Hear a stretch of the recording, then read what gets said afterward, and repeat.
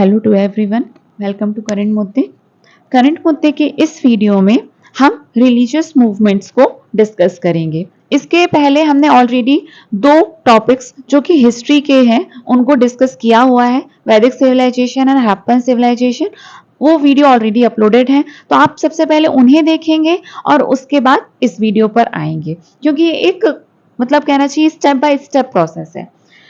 एक और जरूरी बात, किसी भी टॉपिक के रिगार्डिंग हम थॉरोली जो डिस्कस करते हैं उसे उतना ही करेंगे जितनी आपकी समझ विकसित करने के लिए जरूरी होगा। इसके बाद हम फैक्ट्स पर ही ध्यान देने की कोशिश करेंगे। आप जानते हैं एसएससी मेंस का पेपर सामने है और उसी के रिगार्डिंग हम ये सीरीज चला रहे हैं। मेरा नाम वारुणी शुक्ला है, आप ये भी जानते हैं। सो हम अपने वीडियो को शुरू करते हैं।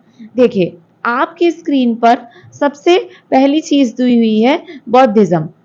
बौद्ध धर्म का शुरुआत आखिर कैसे हुआ? हम देखते हैं कि वैदिक सिविलाइजेशन का जन्म होना, वैदिक सिविलाइजेशन के बाद एक कट्टर जो हिंदुत्व होता है उसका भी जन्म होता है। आप अगर उत्तर वैदिक काल की ओर देखो, उत्तर वैदिक काल की ओर आप देखो तो आप ये पाते हो कि जो कर्म आधारित व्यवस्था थी वो कब जन्म आधारित हो जाती है हम समझ भी नहीं पाते। आप ये देखते हो कि ब्राह्मण, क्षत्रिय, वैश्य और शूद्र, ब्राह्मण, क्षत्रिय, वैश्य और शूद्र में जो बटी व्यवस्था होती है इतनी कट्टर है कि यहाँ पे ये फर्स्ट रैंक पे है और ये लास्ट रैंकिंग पे है, जो कि कहीं से भी तर्क संगत नहीं है। जब भगवान ने हमें बनाने में कोई भेदभाव नहीं किया तो आखिर धरती पे आकर आप ये कैसे भेदभाव कर सकते हो? लेकिन इन्होंने कहा कि भगवान ने तो आपकी नियत पहले तय कर दी, आखिर तभी तो आपको ब्राह्मण के घर में जन्म मिला और आपको शूद्र के घर में जन्म मिला। ठीक, आप एक यही व्यवस्था देखते हो कि ब्राह्मणों का धर्म पे क्षेत्राधिकार था और उनको वे बेईमान मनुष्यों की तरह समझ में आते थे, क्योंकि कई कुछ ऐसे लोग थे जो कि ब्राह्मणत्व का दुरुपयोग करते थे। कहा जाता था पहले कि ब्राह्मण के द्वारा कहे जाने वचन झूठ नहीं होते, ब्राह्मण मिथ्यावाद नहीं करते, लेकिन इसके नाम पर इन्होंने ठगी प्रथा का आरंभ कर दिया था, कई लोगों को ठगना प्रारंभ कर दिया था। ठीक, दूसरा आप ये देखते हो कि जो हिंदुत्व की व्यवस्था थी सनातन, जो कि यज्ञ अनुष्ठान है ना इत्यादि पर बहुत बल देते हैं। आप देखते हो 16 संस्कार की जो व्यवस्था होती थी वह काफी अधिक खर्चीली और तथा समझने में बहुत कठिन होती थी। आम व्यक्ति को समझना बहुत कठिन था, क्योंकि व्यवस्था तो ब्राह्मणों ने बनाई थी, तो वो सब अपने आधार पे चीजों को तय करते थे। इस चीजों को जस्टिफाई करने के लिए भी उन्होंने खुद को ही रखा हुआ था। उस समय की वो सुप्रीम कोर्ट से कम नहीं थे। ठीक, तो आप ये देखिए कि बौद्धिज्म और जैनिज्म, इन सभी में आप ये देखते हैं कि अनुष्ठान इत्यादि का पूरी तरीके से इन लोगों ने खंडन किया। हालांकि बाद में जो भी इनमें मॉडिफिकेशन हुआ, आप ये देखते हैं कि जैनिज्म में भी पैसा स्वीकार करने लगे, बौद्ध धर्म की भी शाखाएं पैसा स्वीकार करने लगी, लेकिन जो इसका प्योर फॉर्मेट है वो पूरी तरीके से धर्म अनुष्ठान में जो दिखावा होता है, बलि प्रथा होती है इत्यादि वगैरह का वो खंडन करते थे। तीसरी, जो अपना कट्टर धर्म सनातन होता था हिंदुत्व का, उसमें स्त्रियों को, शूद्रों को कोई अनुमति नहीं थी, लेकिन बौद्धिज्म ने सबसे पहले तो शूद्रों के लिए राह खोला और उसके बाद आप मॉडिफाइड फॉर्म में देखते हैं तो स्त्रियों को भी संघ में आने की अनुमति दी गई। ठीक, क्षत्रिय और वैश्य ब्राह्मणों की सर्वोच्चता से घृणा करते थे ऐसा कहा जाता है, लेकिन आप इसके साक्ष्य देखें, अगर थोड़ा दिमाग लगाएं कि बुद्ध, आखिर क्या कारण है कि बुद्ध, महावीर स्वामी, इन सभी का जो जन्म था एक क्षत्रिय कुल से ही हुआ? क्या कारण था? ठीक, तो इतना आपके लिए समझना सही है कि हाँ, बौद्ध धर्म का जो जन्म हुआ कोई एक डे नाइट मतलब कहना चाहिए वो कोई अजूबा नहीं हुआ था कि हाँ एक दिन बुद्ध ने देखा तो ये है वह है। इसके पीछे कुछ साइंटिफिक कारण भी है जो हमारे जो बुद्धिमान जीव हैं, बुद्धिजीव हैं, उनके द्वारा जाना जाता है। फैक्ट्स पे आ जाते हैं जो आपके पेपर के रिगार्डिंग बहुत ज्यादा इंपॉर्टेंट है। 563 ईसा पूर्व में इनकी मृत्यु, 483 ईसा पूर्व में 563 ईसा पूर्व में इनका जन्म, 483 ईसा पूर्व में इनकी मृत्यु, कुल 80 वर्ष तक इन्होंने अपना जीवन जिया। कपिल वस्तु लुम्बिनी या कपिल वस्तु इनका जन्म हुआ था। मृत्यु कहां हुई थी? कुशीनगर में इनकी मृत्यु हुई थी। ठीक, मल्लों के राज्य में उस समय यह वास कर रहे थे, तो इनकी मृत्यु के पश्चात मल्लों ने इनका अंतिम संस्कार किया था। ठीक, चुंद नाम का एक व्यक्ति था जिसके द्वारा अर्पित किए गए भोजन को खाकर इनकी मृत्यु हुई थी। 563 ईस्वी और 483 ईस्वी जैसी जानकारियां मुझे कहां से मिल रही हैं? चीनी परंपरा के कैंटोन के अभिलेखों से। कैंटोन के अभिलेख से आपको नहीं भूलना है। ठीक, अब बेसिक चीजों पे आ जाते हैं कि गौतम बुद्ध ने जब ज्ञान की प्राप्ति की तो इनको कहा गया तथागत या प्रबुद्ध व्यक्ति। शाक्य मुनि के तौर पे उन्होंने अपना नेक्स्ट जन्म होगा इसको भविष्यवाणी की थी। ठीक, शुद्धोधन उनके पिता थे, महामाया उनकी माता जी का नाम था। उनके महामाया जी की मृत्यु इनके जन्म के 7 दिन बाद हो गई थी, जिसके बाद विमाता प्रजापति गौतमी जी के द्वारा किया गया था। आप देखेंगे कि गौतम बुद्ध ने ऐसे ही अपना नाम गौतम और बुद्ध नहीं कर लिया। बुद्ध का नाम से मतलब है प्रबुद्ध और गौतम का मतलब है गौतमी से लिया इन्होंने। समझ गए? यहां से आया इनका नाम गौतम बुद्ध। ठीक, इनकी वाइफ का नाम आप जानते हैं यशोधरा। 16 वर्ष की अवस्था में गौतम बुद्ध का विवाह हो गया था। राहुल इनके पुत्र का नाम है। 23 वर्ष की अवस्था में इन्होंने घर का त्याग कर दिया था। देखिए, आपके स्क्रीन पर एक बहुत इंपॉर्टेंट फैक्ट लिखा हुआ है कि जब इनका जन्म होने वाला था तो इनकी मां ने एक स्वप्न देखा जो कि सफेद हाथी से स्वप्न था और उसको 6 दांत गड़े हुए थे। आप देखेंगे कि गौतम बुद्ध के जीवन में जो भी घटनाएं घटी उनको चिन्हों से काफी अधिक जोड़ा गया है। सफेद हाथी किसका प्रतीक है? गर्भाधान का। जन्म का प्रतीक क्या है? कमल या सांड। कमल से एक्चुअली इन्होंने जिस दिन इनका जन्म होना था तो यह देखा गया कि कमल से एक बैल सांड का जन्म हो रहा है। ठीक, और इस तरह इनका जन्म भी हुआ उसी दिन। गृह त्याग का प्रतीक है घोड़ा। अच्छा, आप ये क्या बात जानते हैं कि गौतम बुद्ध ने 4 दृश्य देखे थे जिसकी वजह से इन्होंने गृह का त्याग करा था? तो उनके साथ साथ एक घोड़े ने भी घर का त्याग कर दिया था।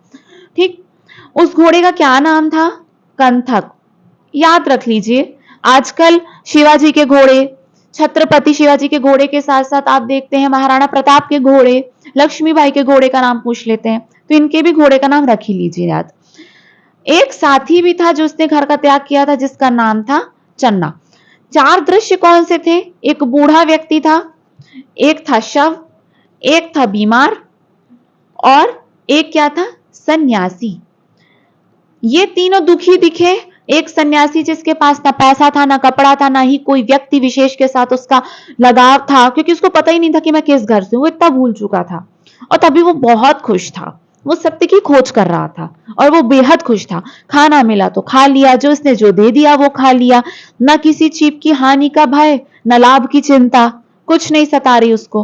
बाकी यहाँ बूढ़ा वह ये बता रहा था कि मैं इतना सुंदर हुआ करता था, देखो मैंने इतना अपने आप का केयर किया, उसके बाद में बूढ़ा हो गया।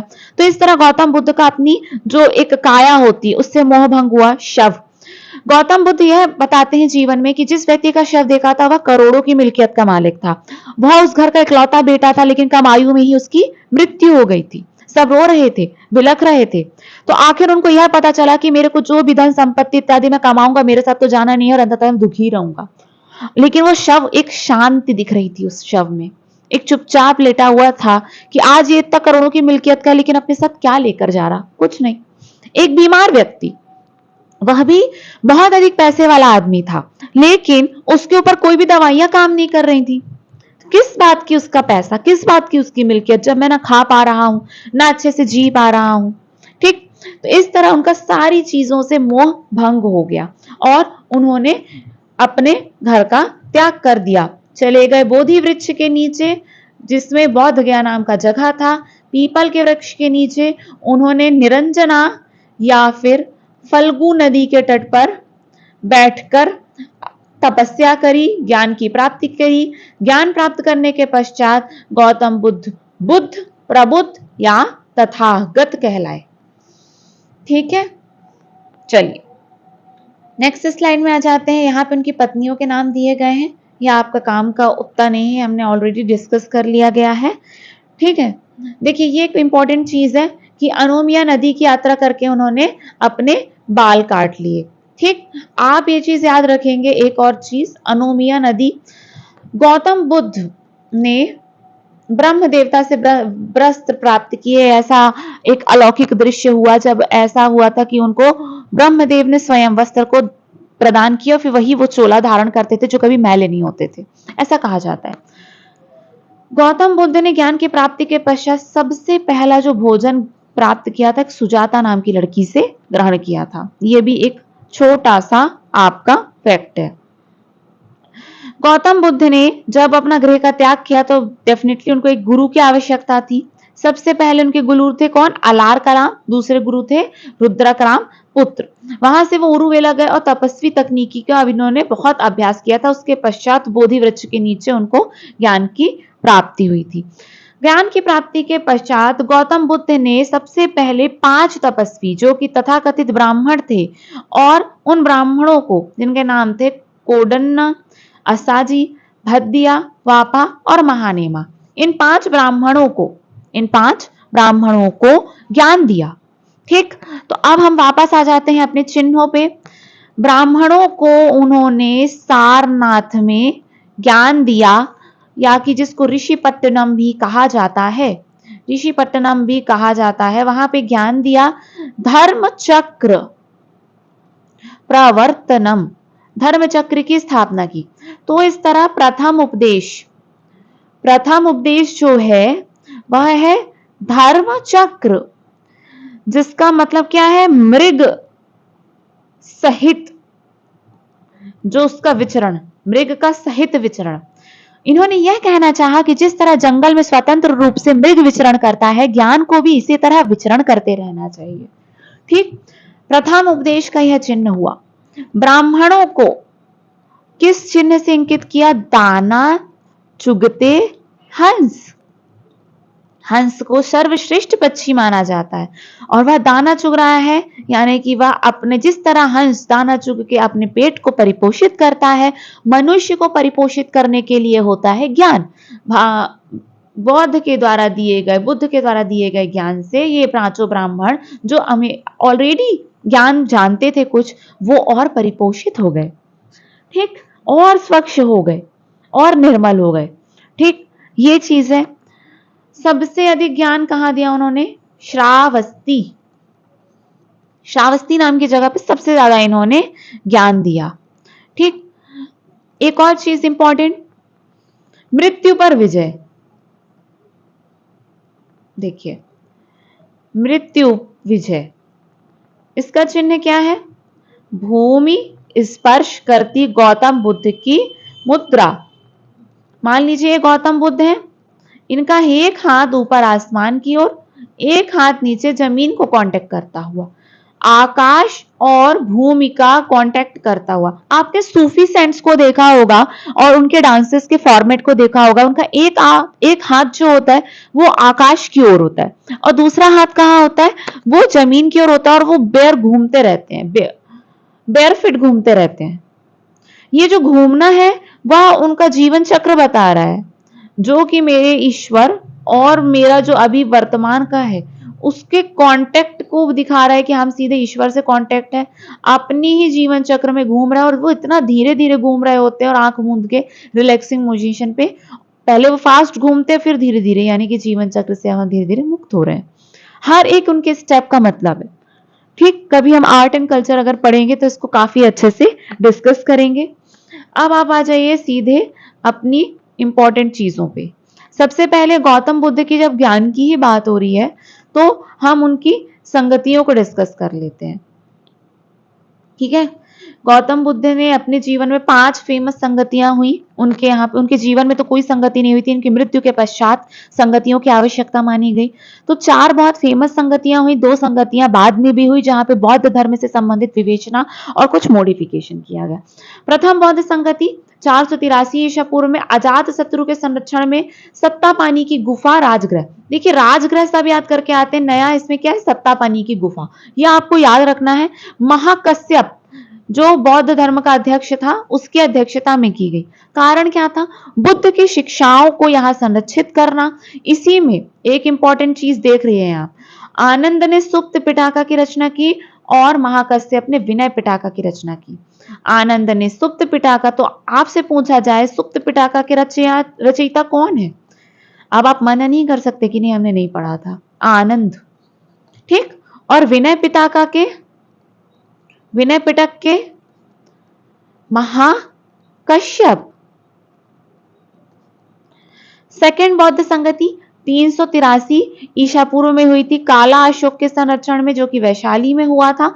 सभा कामी जी की अध्यक्षता में की गई थी। इसका कारण क्या था, विभिन्न उप विभागों की जो असहमति बन रही थी।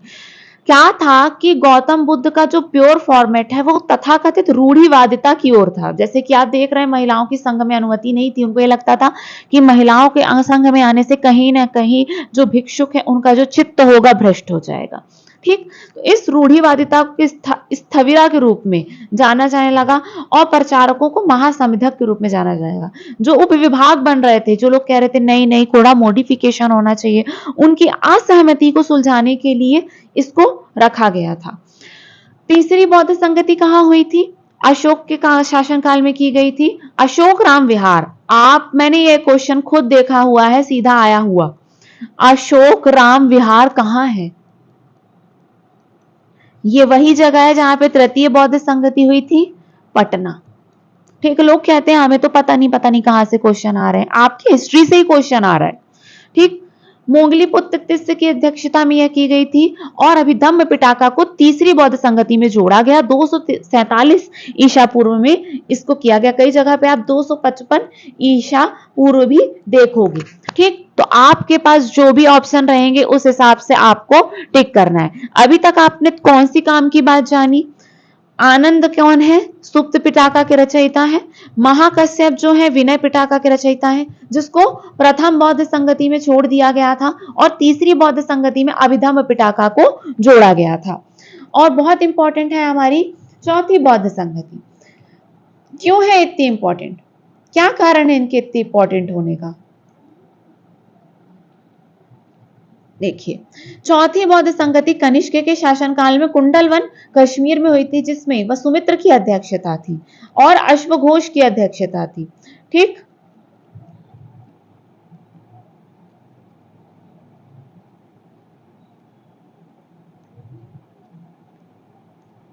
वसुमित्र या अश्वघोष की अध्यक्षता में किया गया था, जो कि कुंडलवन कश्मीर में की गई थी कनिष्क के संरक्षण में। यहीं पे इन विभाषा के नाम से जाने जाने वाली पिटाकाओं पे 3 बड़ी टिप्पणियां की। जो आप दीप वंश, महावंश इत्यादि पढ़ते हैं, ये वही विभाषाएं कहलाई, जिसपे इन चीजों को बहुत और अधिक विस्तृत तौर पे बताया गया। और सबसे इंपॉर्टेंट बात, चतुर्थ बौद्ध संगति में ही बौद्ध धर्म हीनयान और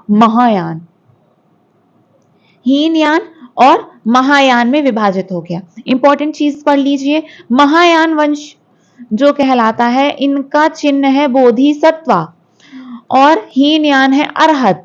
अंतर क्या है दोनों में, हीनयान जो है टिपिकल जो गौतम बुद्ध फॉलो कर रहे थे उसी को ही फॉलो करता है, और बोधिसत्व क्या है, थोड़ा इसमें मॉडिफिकेशन के साथ अपडेट करता हुआ कि आज का जैसा समाज है उसके आधार, उसकी जरूरतों के हिसाब से काम करता है। हीनयान परंपरा अरहत पद को प्राप्त करने के लिए एक कठिन तपस्या पर बल देती है, जबकि महायान जो शाखा है वह दूसरों के निर्वाण के लिए स्वयं के निर्वाण को विलंबित करती है कि तुम भी चलो निर्वाण को प्राप्त करो, कल्याणकारी परंपरा पर काम करती है। 5वीं और 6वीं बौद्ध संगति आपकी स्क्रीन पर है। राजा मिंडन के शासनकाल में 5वीं बौद्ध संगति की गई थी, अध्यक्षता जगराभिवंश नाम के एक व्यक्ति के द्वारा की गई थी। आंखों से देखकर निकाल दीजिए, आ जाए तो लगा दीजिएगा टिक। और 6वीं बौद्ध संगति काबा म्यांमार में हुई थी। दैट्स इट, संगतियां आपकी समाप्त हो गई। देखिए अब आप जाते हैं इंपॉर्टेंट चीजों में। यहाँ सुप्त पिटाका और अभिधम्म पिटाका की बात चल रही है, ठीक। आपकी स्क्रीन पर सामने लिखा हुआ है कि इसमें बुद्ध की शिक्षाओं को एक विस्तृत विद्वतापूर्ण विश्लेषण किया गया है अभिधम्म पिटाका के अंतर्गत। और सुप्त पिटाका के अंतर्गत क्या किया गया है, सुप्त पिटाका के अंतर्गत यह कहा गया कि जो भी हमारी चीजें हैं, बौद्ध धर्म का कितने भाग है, जो आप देख पढ़ते हैं ना, दीघ निकाय, अंगुत्तर निकाय इत्यादि इत्यादि जो चीजें हैं, ठीक। इत्यादि इत्यादि जो चीजें हैं ये आप इस पे समझते हैं कि इनके कुल 8 भाग होंगे। ऐसा कुछ भी जो भी अपनी कहना चाहिए कि गौतम बुद्ध के जो भी ज्ञान था उनके शिष्यों को दिया गया और उन्होंने क्या पढ़ा? सुप्त पिटाका। विनय पिटाका में अच्छी अच्छी बातों का सम्मिश्रण किया गया कि व्यक्ति को आचरण कैसा रखना चाहिए। इसी के ही अंतर्गत अष्टांगिक मार्ग बताए गए और अभिधम्म पिटाका जैसा कि आप देख चुके हैं थेरावाद के विविध ग्रंथों का एक संग्रह है जो कि शिक्षाओं का एक विस्तृत विद्वतापूर्ण विश्लेषण या फिर सारांश है। ठीक, मैं आ जाती हूं कि बौद्ध धर्म के ही एक बेसिक फॉर्मेट के बाद जो अन्य संप्रदायों का जन्म हुआ, आजीवक संप्रदाय। इसका जन्मदाता कौन है? मक्खली पुत्र घोषाल। मक्खली पुत्र घोषाल। घोर अक्रियावादी का घोर अक्रियावादी इसका कौन है? पूरण कश्यप। मैं इसी टॉपिक पे ये सब इसलिए डिस्कस कर रही हूं क्योंकि ये कट्टर सनातनवादी परंपरा से हटकर आए हुए संप्रदाय थे, ठीक, जिन्होंने इनका खंडन किया था। भौतिकवादी विचारधारा के संप्रदान कौन है? इसको किस दिया था? ये आचार्य अजीत। भौतिकवाद का किसने दिया था? आचार्य अजीत। ठीक, और नित्यवादी का कौन है? नित्यवादी विचारधारा पकुध कच्छायन। पकुध कच्छायन। और अनिश्चयवाद का कौन है? संजय वेठली पुत्र।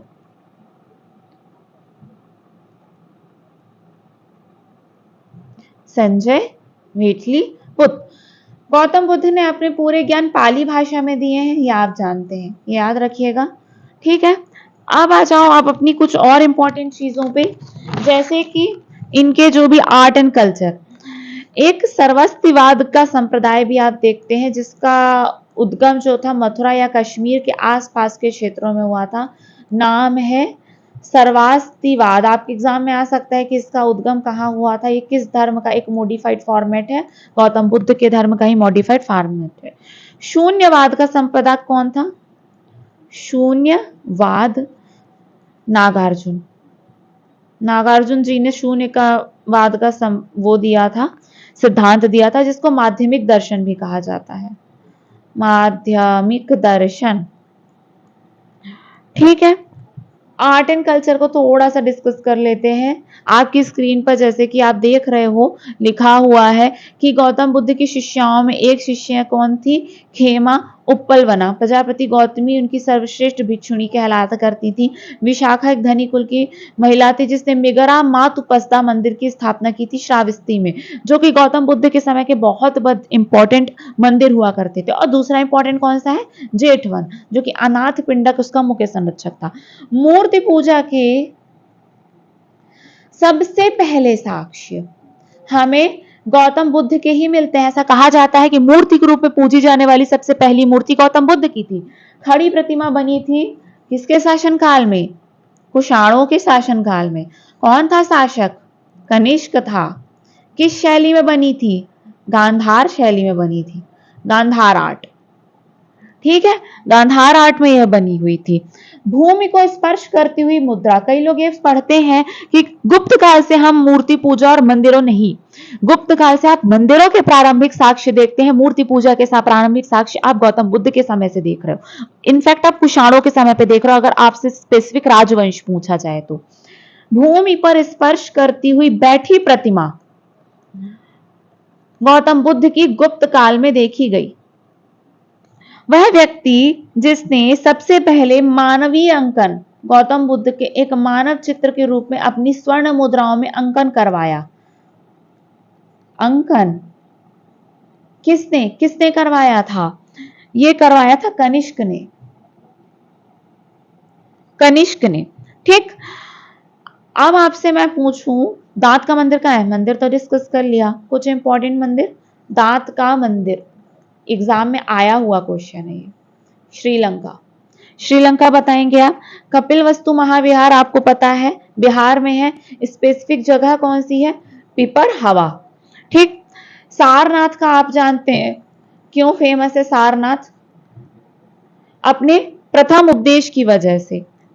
धमेख का स्तूप कहाँ है? सारनाथ में है। वहां पे 11 सिरों वाले बोधिसत्व का चित्रण है।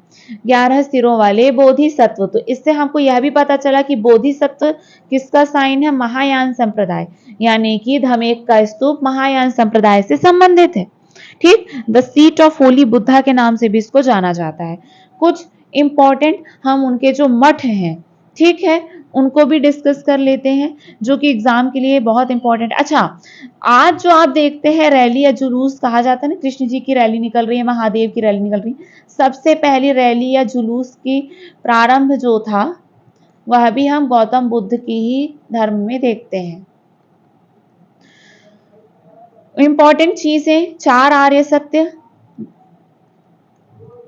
4 आर्य सत्य कहां बताए गए थे? सारनाथ प्रथम अपने उपदेश में, प्रथम उपदेश में बताए गए थे। कौन कौन से हैं ये 4 आर्य सत्य? पहला है दुख, यानी कि दुख है। दूसरा क्या है? दुख समुदाय, यानी कि दुख के क्या कारण है। यहीं पे इसे कारण एवं कार्य का सिद्धांत कहा गया। आपसे पूछा गया कारण और कार्य का सिद्धांत किससे संबंधित है? आपसे पूछा जाए प्रतीत्य समुत्य पाद, पाद, प्रतीत्य समुत्य पाद का सिद्धांत जो है ये किससे संबंधित है? तो गौतम बुद्ध से संबंधित है। तीसरा, गौतम बुद्ध केवल दुख का दर्शन करा के चुप नहीं हो गए, दुख का इलाज संभव है, दुख निरोध। और चौथा है दुख निरोधगामिनी प्रतिपदा, दुख निरोधगामिनी प्रतिपदा। यहीं पे इन्होंने अष्टांगिक मार्ग का सिद्धांत, मध्यम मार्ग का सिद्धांत बनाया, जिसको क्या कहा जाता है? Golden rule of Buddhism. ठीक है, गोल्डन रूल ऑफ बुद्धिज्म। ठीक, आपसे मैं पूछूं नागार्जुन कोंडा के स्तूप, आपको सारे स्तूप पता है, ठीक, कुछ इंपॉर्टेंट स्तूप ही डिस्कस करेंगे। नागार्जुन कोंडा के स्तूप, ठीक, कोंडा के स्तूप ये किससे संबंधित है? इसमें दशरथ जातक का अंकन है। एक जातक है ना, जातक की कथाएं आप जानते हो, जो दशरथ जातक का अंकन किया गया, चित्रण किया गया है। कुछ इंपॉर्टेंट चीजें हैं ये जो एग्जाम पॉइंट ऑफ व्यू से मुझे सही लगी। ठीक, देखिए यहाँ पे मैं आपको 4 आर्य सत्य बता रही हूँ।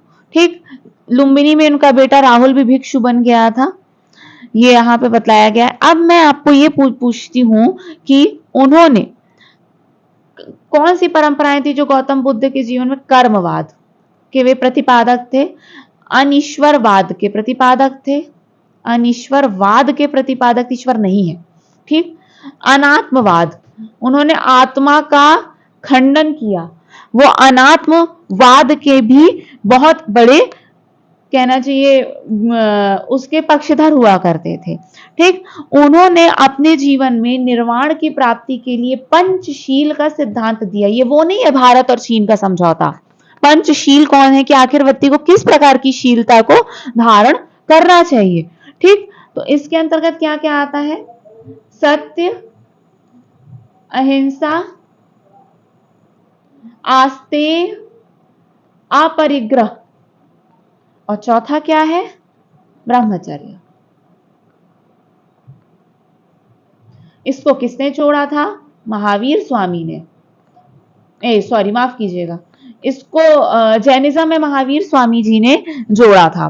ठीक, यहां पे आपको यह याद रखना है पंचशील के जो सिद्धांत है ये भिक्षुकों के लिए हो रहे हैं, और आपको यह याद रखना है महावीर स्वामी, ये याद गलत रखिएगा, सॉरी ये गलत हो गया है, इसको आप ध्यान रखिएगा। ये जैनिज्म में 5वां पॉइंट इन्होंने जोड़ा है। बुद्ध के में 5 पॉइंट बुद्ध के दिए हुए थे। और एक और इंपॉर्टेंट चीज कि इन्होंने अपना जो भी बुद्धिज्म था उसको 2 फॉर्मेट में डिवाइड किया था। एक था भिक्षुक गण और एक था जो कि गृहस्थ को धारण करते थे, जो कि एक गृहस्थ होते थे जिनको कहा जाता था सिंपल उपासक। ठीक, जो भिक्षुक होते थे उनको उप संपदा में शामिल किया जाता था। इनकी प्रविष्टि उप संपदा कहलाती थी। 15 वर्ष न्यूनतम आयु थी। 15 वर्ष न्यूनतम आयु थी उप संपदा में शामिल होने की। ठीक, चलिए इंपॉर्टेंट तो सारी चीजें हो गई हैं। उसके बाद आप ये ध्यान रखिएगा कि गौतम बुद्ध ने शाक्य मुनि तथा मैत्रेय नाम से दो अपने अन्य जन्म जो होने वाले हैं भविष्य में, उनकी संकल्पना भी दी हुई थी। उसके बाद आप ये जानते हैं कि हम बहुत सारे गौतम बुद्ध के मठों को देखते हैं, जो कि अलग अलग शाखाओं से, हीनयान, महायान, उसके बाद वज्रयान शाखा भी आती थी, जो कि पूरा का पूरा ही कहते हैं भ्रष्ट थे। वो सब मदिरा, मांस, पान और स्त्रियों के साथ संबंध इत्यादि को भी कहते थे कि सब रखते हुए भी निर्वाण प्राप्त हो सकता है। ठीक है, तो आप और मठों को ध्यान रख लीजिए। तपोमठ, तपोमठ कहाँ है ये? लाहौल स्पीति हिमाचल प्रदेश में है। हिमाचल प्रदेश में एक और मठ है जिसको क्या कहा जाता है? शाशूर मठ।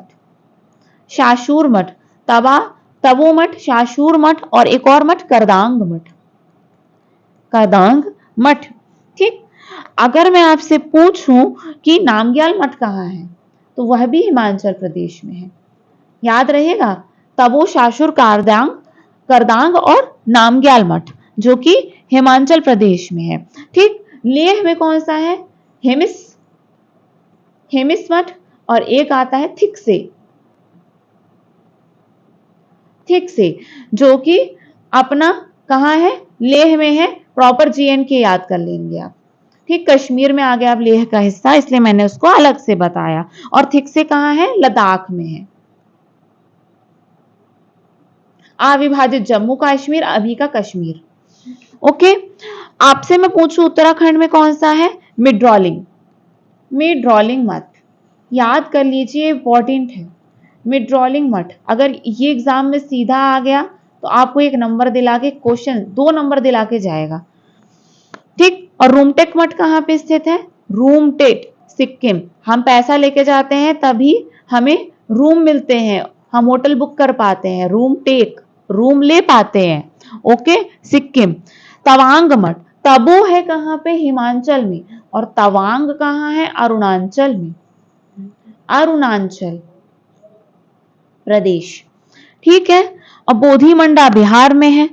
अच्छा, मिड्रॉलिंग आपका उत्तराखंड में हो, और नाम ड्रॉलिंग ये कहां पे है आपका? ये आपका है मैसूर, कर्नाटका। मैसूर कर्नाटका में है।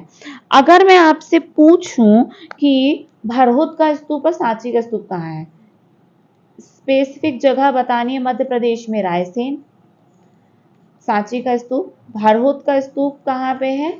ये है अपना सतना, मध्य प्रदेश। यहीं पे शंख लिपि पाई गई है, जिसकी साम्यता हम श्रीलंका में दांत के मंदिर में जो भी चित्र बनाए गए, लिखे हुए उद्बोधन है, उससे पाते हैं। इस तरह भरहुत के स्तूपों को बुद्ध धर्म से संबंधित बताया गया। ठीक है, तो इस तरह हमारे जितने भी इंपॉर्टेंट फैक्ट्स थे, मैंने लगभग सारे कवर कर लिए हैं। उम्मीद करती हूं आपको यह वीडियो पसंद आया होगा, तो आप अपनी पढ़ाई को जारी रखें। अच्छा, एक चीज और इंपॉर्टेंट पढ़ लो, पद्म संभव नाम की अवधारणा। अब मुझे याद आ गई तो मैं आपको बीच में बता रही हूं। बौद्ध धर्म का प्रचार आप गुरु रिम्पोंचे या गुरु रिनपांच नाम सुनते हैं, जो कि पद्म संभव धर्म की अवधारणा से संबंधित है। इनका संबंध किससे था? वज्रयान शाखा। बहुत इंपॉर्टेंट है ये गुरु रिम्पांच, वज्रयान शाखा से संबंधित है। ये कहां पे है? रेवालसर झील आप पढ़ते हो ना, हिमाचल प्रदेश में है रेवालसर झील, वहां पे इनका मठ है। बहुत इंपॉर्टेंट है ये। तो इस तरह हमारा वीडियो फिनिश होता है। उम्मीद करती हूं आप वीडियो को पसंद करेंगे। सो करंट मुद्दे के साथ बने रहिए। मिलते हैं हमारे नेक्स्ट वीडियो पे। Thank you for watching current मुद्दे।